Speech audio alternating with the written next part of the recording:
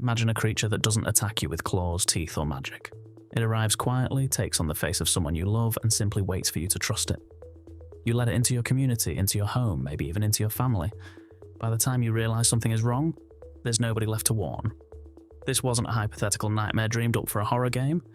This is the tragic origin story of the Cetra, Final Fantasy VII's lost civilization, and the extraterrestrial entity that erased them from history. To understand what was lost, you need to understand what the Cetra actually were, and most of what the average player knows about them comes filtered through Shinra propaganda. The company spent decades telling the world that the Cetra were mysterious, mythical ancients who built the Promised Land. It was convenient for Shinra to keep them vague and distant, because if people understood what the Cetra really were, they might start asking uncomfortable questions about what happened to them. The Cetra weren't just an ancient civilization, they were a completely different way of being human. In Final Fantasy VII's universe, the Cetra were the planet's original inhabitants, a nomadic people who wandered the world in harmony with nature. They generally didn't build permanent cities, they didn't extract resources or wage wars. They moved with the seasons, following the flow of the life stream beneath their feet, and that connection to the life stream was the thing that defined them. The Cetra could commune directly with the planet itself. They could feel its energy, speak to the spirits or memories of the dead, and their belief in the Promised Land suggests they can even guide souls back into the cycle of life. This is where the story takes its first turn.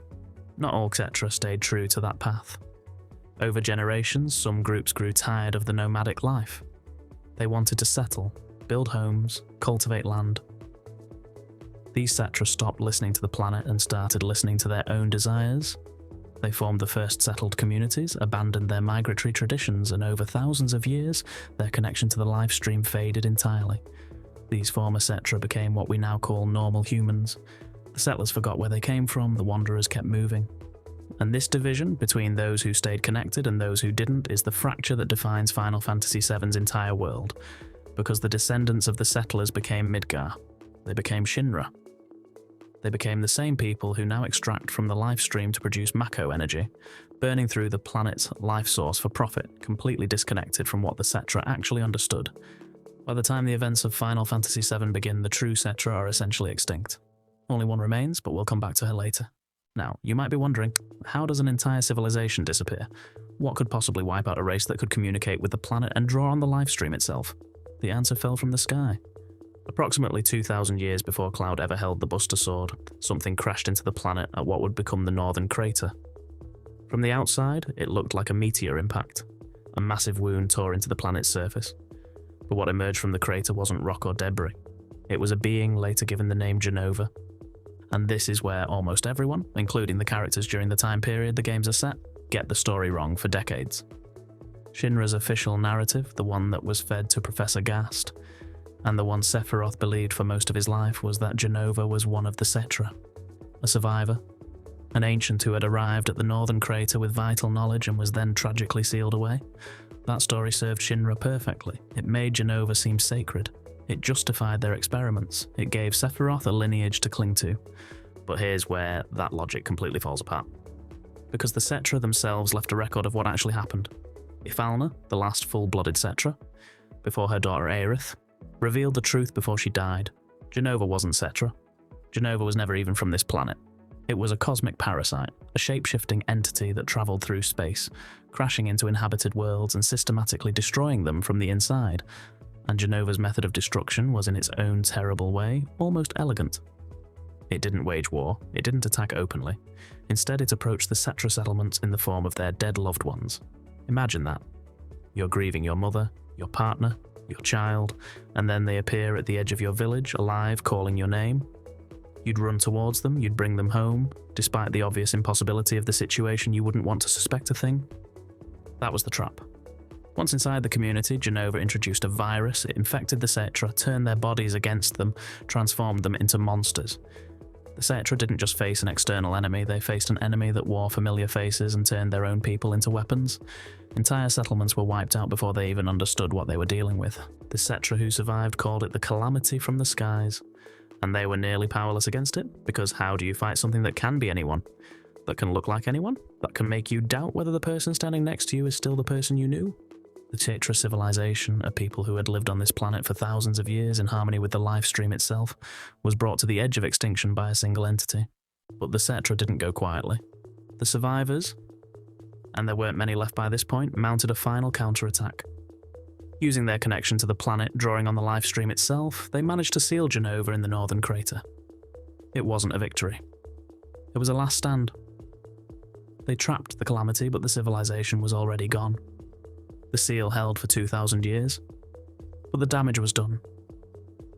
The Cetra never recovered.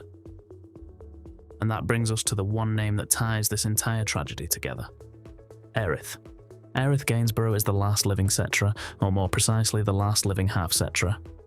Her mother, Ephalna, was the final pure-blooded Cetra to walk the planet. Shinra captured Ephalna, studied her, treated her like a specimen rather than a person. She escaped, gave birth to Aerith at the Icicle Inn, only to later die at the Sector 7 train station.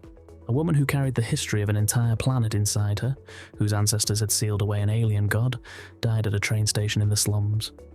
Her husband, Professor Gast, the man who had been Shinra's top scientist, the man who discovered Jenova in the first place, had been killed by Hojo before Aerith was born.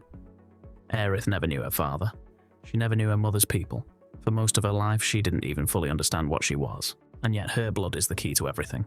Jenova's cells didn't die with the Cetra. They were preserved in the northern crater, and decades before Final Fantasy VII's story, Shinra extracted them.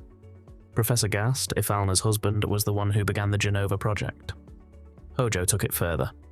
Soldier members are infused with Jenova cells. Sephiroth, the game's central antagonist, was injected with Jenova cells in utero before he was even born.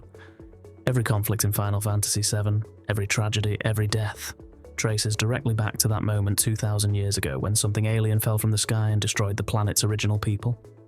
Sephiroth's obsession with becoming a god. His belief that he's the rightful heir to the planet. That's Jenova's influence. The reunion instinct. The compulsion that drives Jenova's cells to gather and reform, it runs through Sephiroth's veins. He thinks he's in control, he never was. And here's the thing that makes this story genuinely tragic rather than just dark. The Cetra weren't a warrior race, they weren't conquerors, they weren't even particularly advanced in the way we typically measure civilizations. They were caretakers. They wandered, they listened, they guided, and when confronted with an existential threat that looked exactly like the people they loved, they couldn't bring themselves to turn away fast enough. Their greatest strength, their empathy, their openness. Their willingness to trust became the weapon that destroyed them. Aerith inherits all of that. The empathy, the connection to the planet, the willingness to trust Cloud, to trust the party, to walk into the Forgotten City alone knowing exactly what was waiting for her. She's the last echo of a civilization that was too kind to survive, choosing to be kind anyway. 2,000 years, one alien, an entire race brought to extinction, and a flower girl in the slums of Midgar who carried the weight of all of it without ever asking to. If you want to know more about how the Jenova project ties into Sephiroth's story, or what the reunion actually means for Final Fantasy's ending, drop it in the comments below and I'll cover it in future videos, and don't forget to share your thoughts on how the final part of the remake trilogy will address what's left in the story and how it will compare to the ending of the original game. If you enjoyed the video, drop a like and subscribe to the channel to be notified when new content goes live. Thanks for watching, and I'll catch you in the next one.